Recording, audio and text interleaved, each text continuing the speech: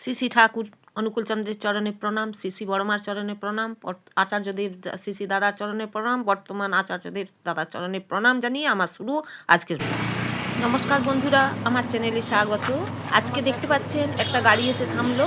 সেই গাড়িটা এই যে আমি সেজে গুজে বেরিয়ে পড়ছি, গাড়ির গেট খুলে দিল, আমি গাড়িতে বসলাম। ব্যাস, আমরা একটা জায়গা যাচ্ছি, এই আমরা দুজনে যাচ্ছি। আমরা এই পাকা রাস্তা থেকে একটা বাঁধ না, নদীর বাঁধের রাস্তা ধরে যাচ্ছি।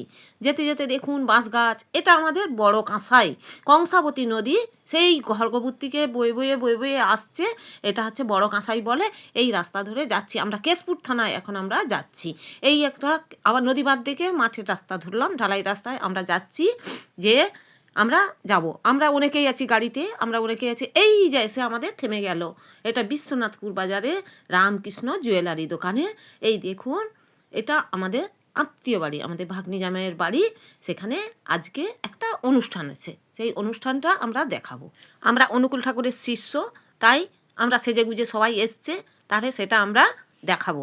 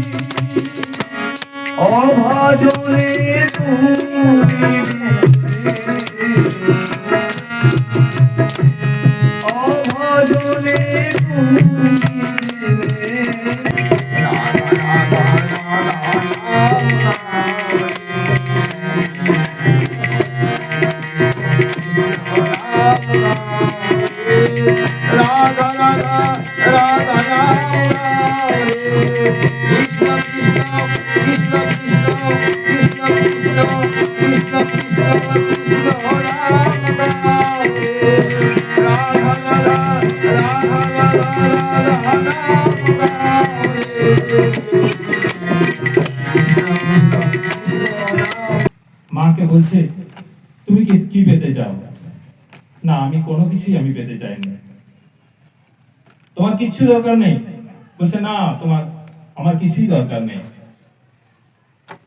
বারে বারে এসে জিতে এসছে রাজা কল্পতরু হিসাবে। তখন সেই মা বললেন যে আমি পেতে চাই আপনাকে। আপনার পায়ের ধুলো যদি আমার বাড়িতে পড়ে, তাতেই আমি পাই। যদি পরম পিতা আশীর্বাদ, যদি পরম পিতাকে আমরা পাওয়ার চেষ্টা করি, তাহলে তার দয়ায় যে সব কিছু হয়ে যায়, এটাই তার মূল বিষয়। একজন এরকম, সে জানে সৎসঙ্গ জগতে ঠাকুরকে নিয়ে চললে, ঠাকুরের ইষ্টবিধি করলে জীবনে কোনোদিন অকাল মৃত্যু হয় না। একটি 10-11 বছরের মেয়ে, তার একটা দেখা গেছে যে এরকম বয়সে এরকম সময়ে তার মৃত্যুর যোগ আছে। সে ঠাকুরের কাছে গেছে, তিনি ঠাকুরকে বললেন, ঠাকুর বলছে ঠিক আছে, আর দীক্ষা হবে। দীক্ষা দেওয়া হলো। তার ইষ্টভীতি যেমন ভাবে করার কথা, তাকে বললেন 2 টাকা করে ইষ্টভীতি করতে। সেই মতন ভাবে সেই ইষ্টভীতি শুরু করলো।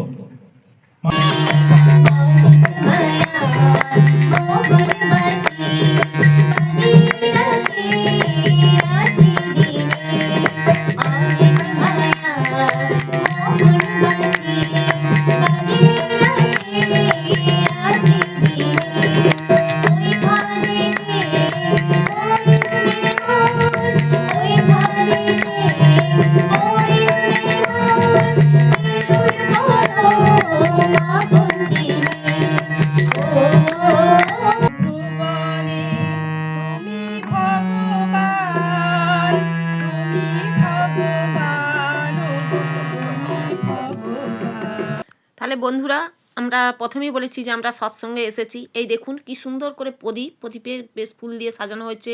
এই প্রণামী থালা, এই যে প্রণামী ঠাকুর সাজানো হয়েছে, এই দেখুন প্রণামীর থালা 4টা দেওয়া আছে, এই যে আমাদের বর্তমান আচার্যদেব বাবাইবাবু। তারপরে এই দেখুন ফুলদানি দিয়ে সাজানো হয়েছে। তারপরে বাঁ পাশে রয়েছে বড় মা, তার তার বাঁ পাশে মানে ঠাকুরের ডান পাশে রয়েছে আমাদের বড়দা আচার্যদেব বর্তমান। আর এই সবার উপরে শ্রী ঠাকুর অনুকূলচন্দ্র, এইভাবে সাজিয়ে আমরা হচ্ছে চলছে। তারপরে এখানে যারা অনেকে বলেন সৎসঙ্গ মানে খিচুড়ি খাওয়া, না বন্ধুরা, আমাদের এইখানে আমাদের যে এই সৎসঙ্গে একটা রাজকীয় খাবার করেছে। এই দেখুন কি নাই এখানে, প্রথমে কি নাই এখানে দিয়েছে, এই তো সবাই সুন্দর করে খাচ্ছে। দেখিয়ে দেবো, সকাল থেকে ব্রাহ্মণ দিয়ে রান্না হয়, আমাদের এখানে ব্রাহ্মণ দিয়ে রান্না হয়, ব্রাহ্মণ দিয়ে পরিবেশন করা হয়, এটা আমাদের অনুকূল ঠাকুরের নিয়ম।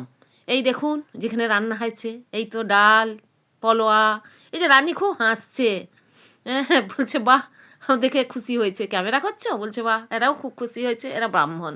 আচ্ছা এই তো কী কী সাদা ভাত আছে, ডাল আছে, সবজি এঁচোড় আছে, পনির, মটর, চানা মশলা, চচ্চড়ি, ভাজা সব আছে, পরপর দেখিয়ে দিলাম।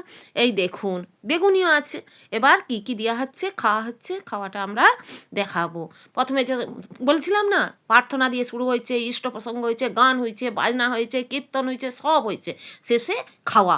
এবার দেখলেন কি কি প্রথমে আমাদের পাতে পড়ছে, সবাই তো বেশ সুন্দর করে খাচ্ছে। প্রথমে কে দেওয়া হলো না, বেগুনি দেওয়া হলো, তারপরে দেওয়া হলো পলোয়ার সাথে চানা মশলা, পনির আর কাবলি ছোলা দিয়ে চানা মশলা, এই যে চানা মশলা আর হচ্ছে যে এর পনির, সেটা দেওয়া হলো। সেটার পরে চলে এলো সাদা ভাতের সঙ্গে মুগের ডাল। এবার পড়বে কি না, চচ্চড়ি, তার মাঝে আলু ভাজা রেখেছে, চচ্চড়ি, তারপরে এঁচোড়ের রসা, এই আমাদের চলছে চাটনি, পাঁপড়, দই, মিষ্টি সব চলছে পরপর দিয়ে, রাজকীয় একটা ভোজ হলো। ভোজের শেষে আমরা সবাই বাড়ি ফিরে আসব। এই হলো আজকের আমার ব্লগ। তাহলে বন্ধুরা আজকে এই পর্যন্ত, আবার দেখা হচ্ছে নতুন একটা ভিডিওতে। যতক্ষণ না নতুন ভিডিও আসছে ততক্ষণ দেখতে থাকুন আমার রাজকীয় সৎসঙ্গ।